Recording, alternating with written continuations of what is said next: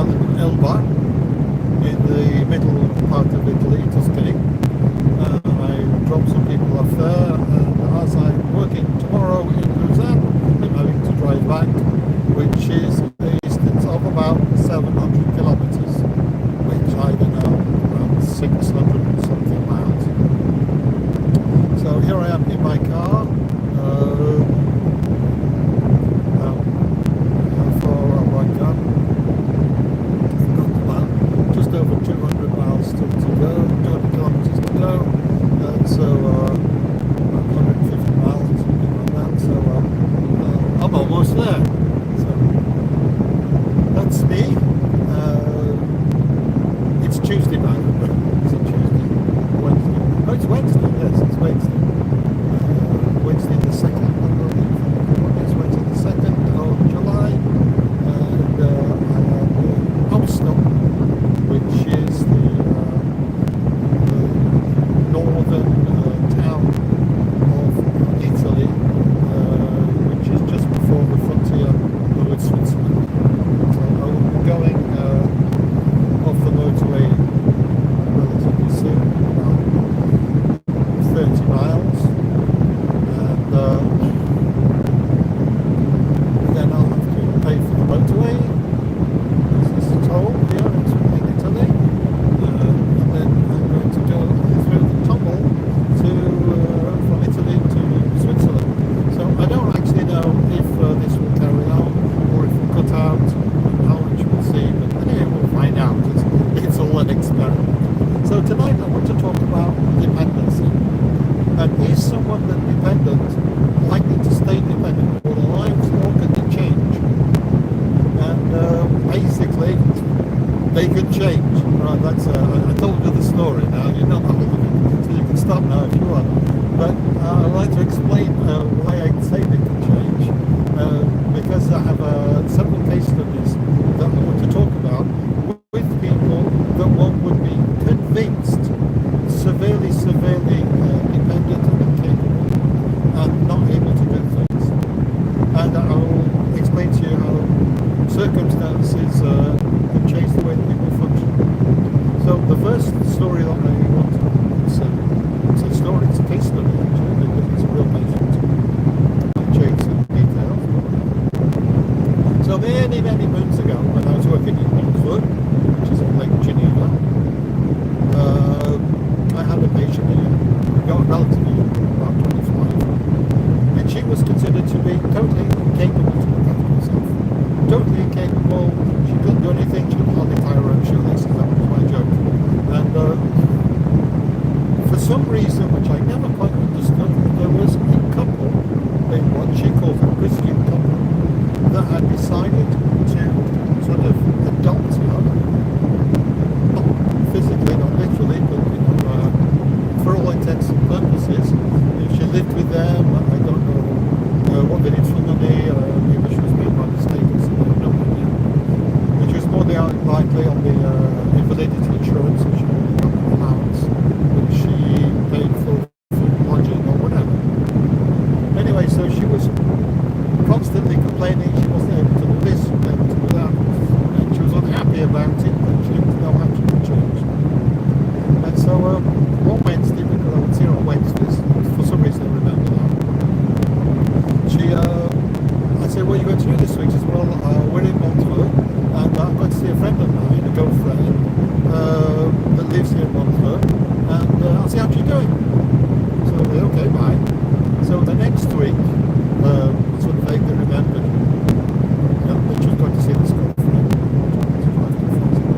And I said, how was it? She said, oh, it's a bit complicated. I said, what do you mean it's a bit complicated?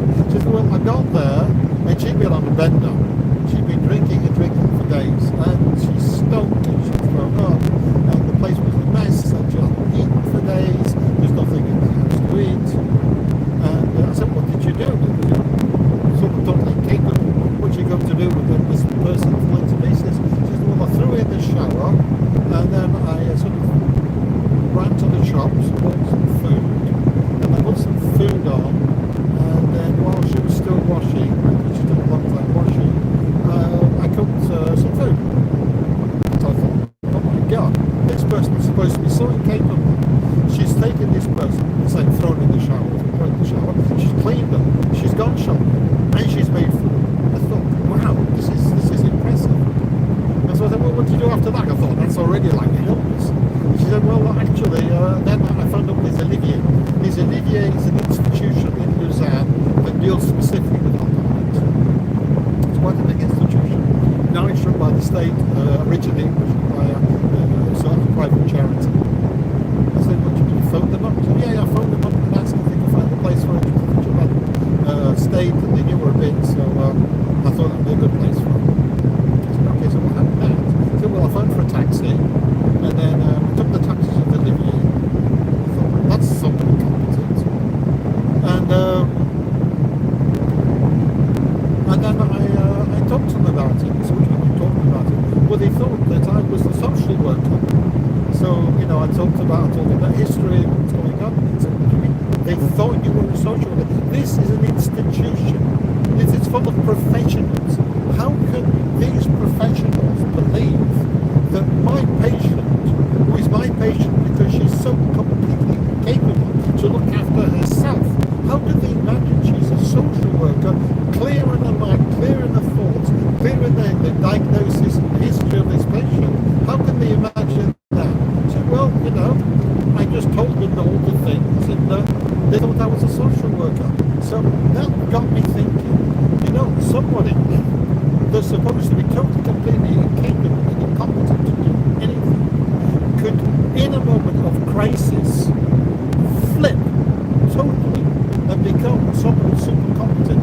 I suddenly realized something, that dependent people within them is somebody competent, super competent. And I started to realize that the polarity of dependence and I call codependence, which is somebody that finds dependent people and looks after them, they have the same sort of polarity of people that are abuser and abused. It's the same thing to be an abuser. An abuser grows up in an abusive family and they are abused. And because they're abused, either they just become abused or they become an abuser. They have the polarity, they can be both. And I know a lot of people in certain circumstances do one or the other. What I did not realize is that somebody dependent has within them somebody that can look after someone dependent. I hadn't seen that, but this person showed it to me. What happened after that, several years later, I had a patient. She was an immigrant, I think from Italy or somewhere like Spain, and she'd come over about 20 years ago, and as a very young woman, and she started working hard, and she got a temporary visa and a temporary work permit, and then eventually she got a full work permit and a C permit, which is like almost a permanent resident. And I'm not even sure she got a passport eventually, but she worked there for many years. And she had a burnout. She had a burnout from work. She was an area manager of something, and she worked like all hours, and she just burnt out. And she got totally depressed. She got so depressed she could hardly do anything. She was really incapable. And what was strange is that quite soon after she started to be very depressed and incapable, she got a boyfriend. Now, to get a boyfriend isn't surprising. When you're really dependent and incapable to have a boyfriend, is unlikely. She's super beauty. She was nice, but she was not that wonderful. And then I found out that the boyfriend that she got was actually married. I thought, that's really odd. To get to be married and to fall in love with a woman that's very depressed, that didn't make any sense to me at the time. Anyway, this guy, who was Greek,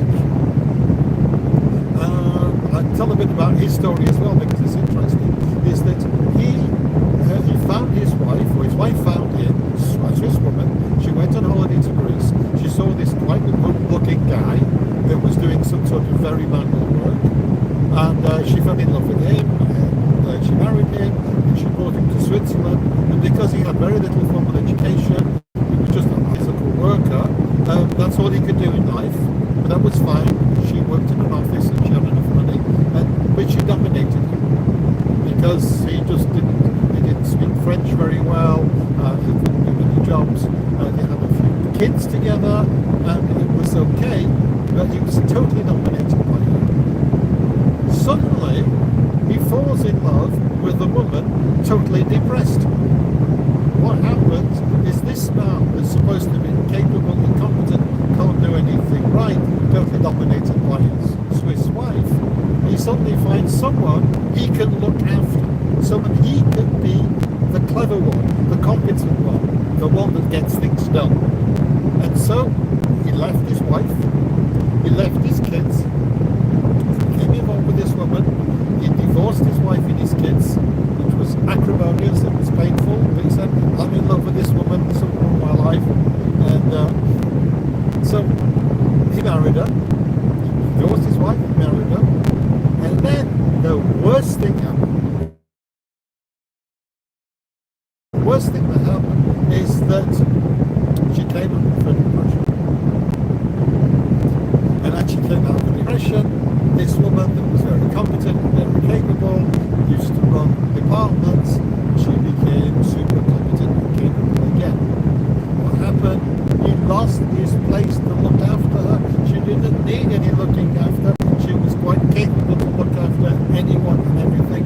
And what happened? He became again incompetent. He became again the person that could do anything right. So I saw the flip. I didn't see him as the dependent. I heard about it because I had him in therapy sometimes to help his partner. I heard a bit about when she would complain about the ex-wife, complaining to him, getting him to do things. You know, these things happen. So I knew about his life from that. But the moment that she, my patient, got her energy back, became capable again, he lost it. He lost all position, he lost all power, and again, he was incapable, couldn't speak French very well, didn't have a proper education, didn't have a proper job, and he was rubbish. And I watched the flip. I didn't see him before he was dependent and capable, but I watched him when he was really capable and really looking after everything, and I watched him become miserable. So I watched him flip back. So this is the problem, but it's also a potential. So the third situation that I want to talk about is the situation that I had with a young woman, quite pretty young woman, around 25, something like that. And she was brought up in a very new agey type environment. And in this new agey type environment, the parents, all they wanted her to have what they considered appropriate education. The appropriate education was lots of walks in nature, learning about plants, learning about trees, learning about tree spirits, all sort of like new agey stuff. Creating things with the hands, doing pottery, doing painting, poetry, lots of artistic things, dance. She spent ages, I think she played one or two instruments, not very well, but she knew how to play them. She could play the recorder. I think she played the tambour, which was like a drum. And she played the flute. And I think she played some type of guitar. I'm not sure if it was a normal guitar or another guitar. She could play instruments, but just vaguely, not particularly well. But she had really no formal education at all. So when she sort of like left that community and sort of came into the real world, she totally lost. She fell on a guy, I think, who had met her in the community, but just he was visiting, professional guy. Fell in love with her because, as I said, she was attractive. I said, come out of the community, I will look out for you.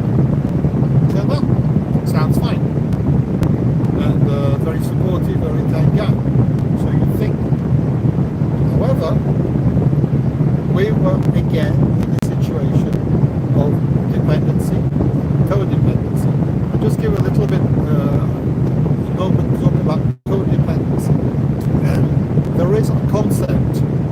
generally of codependency, where two people are codependent. I don't talk about people like that. I'll explain why. Although it's true that the two are dependent on each other, the type of dependency, one has a physical, practical, or financial dependency, and the other one has an emotional dependency because they have problems in relationship. They have problems keeping relationships alive because they're difficult. And what they do is they find someone who is handicapped or dependent in other ways that they can look after. They look after the person, and the person stays or becomes even more dependent, so they can't leave. So even though the codependent one is not very warm, kind, pleasant, or something like that, the person that's dependent can't leave because they just don't know how to survive without them. So that's what I call dependent and codependent. So this guy was obviously codependent. He saw somebody who couldn't cope in life, couldn't cope independently, and therefore couldn't leave. So he brought her into his life so that he could look after her on a practical basis, and she could look after him on an emotional basis. Now that sounds very healthy and very normal.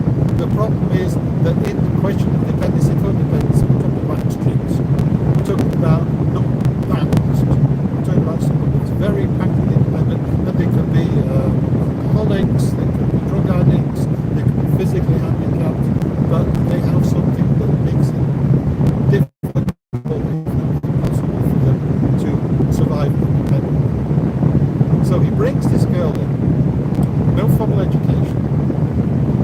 He sends her out to work, doing whatever job she can do, which is basically some sort of physical labour. I think she was working in the garden centre, but as sort of like a very menial level. Because even it is in Switzerland, I'm in Switzerland, in Switzerland, everything you do as a profession, you have to do an apprenticeship. And if you do, after you've done an apprenticeship, you get a piece of paper, a diploma, called the CFC, a Certificate of and that certificate means that you have finished your apprenticeship, and that gives you the right to have a full-time proper job. That's it. She was never on that apprenticeship path because she didn't have enough formal education to even think that she should apply for that. And so she was just given shitty jobs and told to do this, do that, and do the other. He had quite a good job, very reasonable income, and he used his income as a sort of control. Not particularly aggressive, not obviously abusive, but still he controlled her with the fact is that when he wanted to do something, it was his money, so he could make the choices. He could make the choices on furniture, he could make choices on holidays, he could make all the choices. He controlled everything, totally control it, but without saying, I'm the boss. He just says, well look, I earn money, so I think it's normal that I decide. Isn't it normal? Because she felt so bad about herself with a very poor self-image, which considering the fact that she had from education, she had shitty jobs, didn't help. I mean, as I say, she wasn't stupid and she was attractive, but she never had enough self-confidence to use that in any way positively. So, she continued doing these poor jobs. She started to come to me.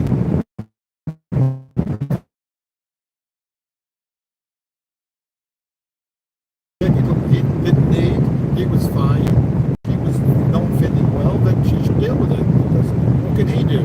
He's doing everything he can. He's looking after her, he's paying for this, he's doing that, he's doing the other, buying the clothes. It's like he's the big generous one. He doesn't have to come to therapy.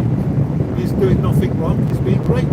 If she's not doing well, it's her problem, and she'll have to deal with it. Well, I had to deal with it. So she came to me, said, I don't know what to do, and I sort of said, well, maybe you could try getting something, better education before we learn to the can't. I can't go anywhere, I can't do anything. I said, why can't you just take some time out and do some studying? I was like,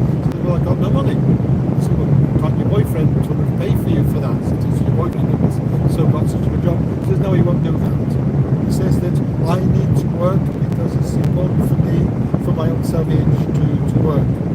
So I said, well, look, he keeps you working in very low-level jobs, but he does nothing to help you get out of it. He says, well, why should he? Because I'm not his responsibility. See, this is very twisted like that. Now, for good or for bad, she had an accident. She was carrying stuff and she twisted it and she really pulled her back out. Well, very bad. And she had to go to hospital. She was in traction. She really had to sort it out. And after that, they said, you need to apply to the invalidity insurance. She says, no, I can't do that. I said, why not? I said, well, my boyfriend says it's a bad thing and I shouldn't do it. I said, well, listen to me, I'm your therapist. I say, go and do this. So eventually, I got her to do that. I got her to apply for the invalidity insurance for a retraining. Because in Switzerland, we're very fortunate that, I just want to see where I'm going. Just to see what I'm going to. Excuse me. I think that's the one.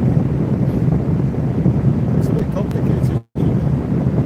Okay, coming out of the toll. So, you're getting live here. You're getting this is real life. So, toll. Cards. Aha! When I was coming, I didn't realise there was cards and non-cards, and I didn't have to pay.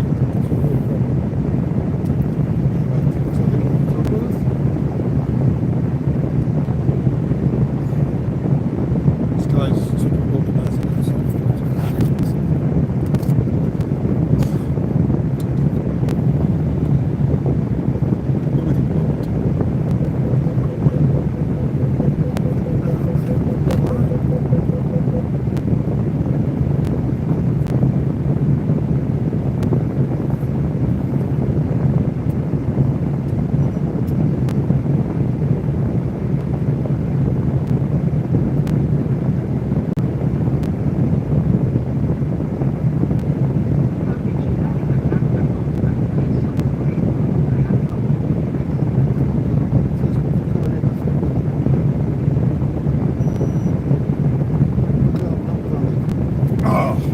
Great. Let's try again. Let's try another card. So this is rather. Let's try these.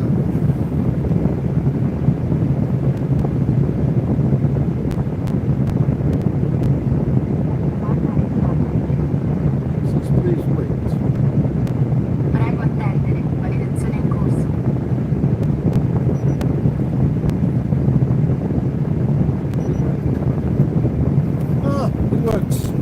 I've been released. So anyway, to go back to the story, I hope you're enjoying this. This is really real life. So I got her to apply for the validity. So that's my computer telling me where to go. My wife used to tell me where to go. So in Switzerland they have the possibility to have a retraining if you keep left. Okay. So going to the tunnel, I don't know if I'll lose you. If I lose you, I will promise that as soon as I get out the tunnel, I will complete this.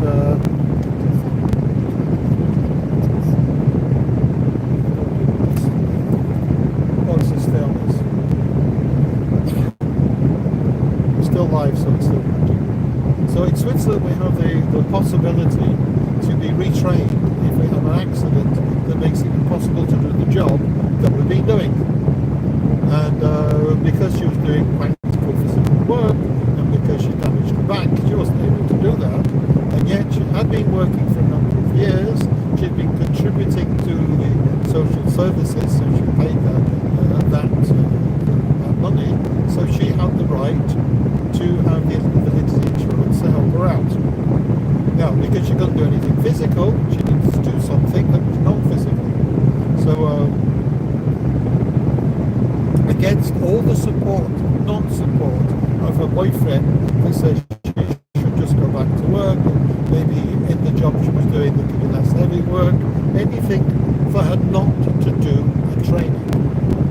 And so, with the help of the invalidity insurance, she looked for all the different jobs, and one of the jobs that's possible is a shop assistant. Because in Switzerland, a shop assistant still needs to go through an apprenticeship. And the insurance said, the invalidity insurance said, yeah, there's no reason why you can't do that. But in fact, your job, you have to carry stuff, but that's very possible. You can organise that. And then there was this question, the fact that she's had no formal education. And the CFC, the apprenticeship in Switzerland, is about 30% formal schooling. And it's French, it's maths, it's all sorts of, I think German, quite a lot of German now, all sorts of different stuff that she just was incapable to do. And I got the insurance to reflect on it, and eventually, while the back was being looked after and things like that, so that she was up to the minimum level to do the apprenticeship. Her boyfriend was complaining all the time he complained that she shouldn't be doing this, it's a waste of time, she should just go to work, working is normal, it's not good for her not to be working, and eventually she still did it, and it took 5 years, it was 2 years to start, and then 3 years of apprenticeship. Eventually the boyfriend threw her out, saying he didn't want to be with someone that wasn't working, that was abusing the system, anything. But what to me was really terrible, and yet it spoke so much of his personality, was the fact is that her possibility to become independent, to become her own person, to have a decent job, a decent wage, a decent position in life, he did everything he could to destroy, everything he could to do.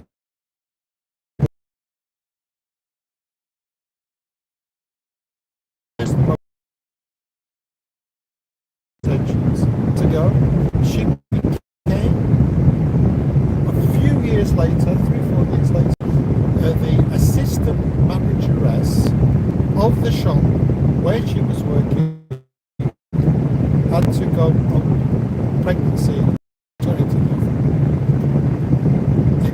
They gave her temporarily the job of assistant manageress. They didn't know she could do it, but they gave it to her anyway. And when the woman came back after the maternity leave, they kept her as the joint assistant manageress. Because the woman that came back from maternity leave only wanted to work part-time because she had a new baby, and they decided that was fine because my patient was capable to work permanently as the assistant manageress with the support of the usual assistant manageress. So what's all this about? Why am I telling you all this? I'm telling you all this because it's really, really important that you are aware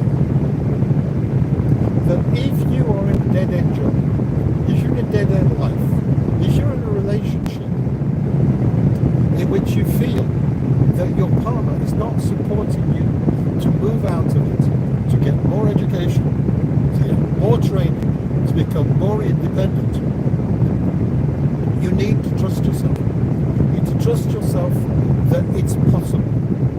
I'm not saying it'll be easy to find means, because it can be difficult. It can be very difficult.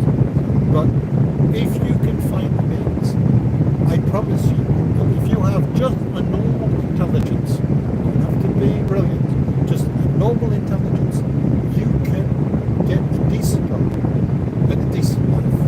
And so you can look after yourself. Okay, so managed, you do something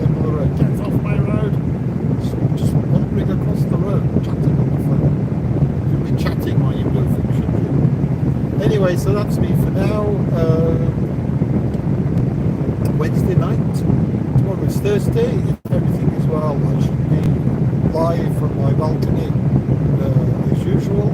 Thank you for your time. Thank you for your energy.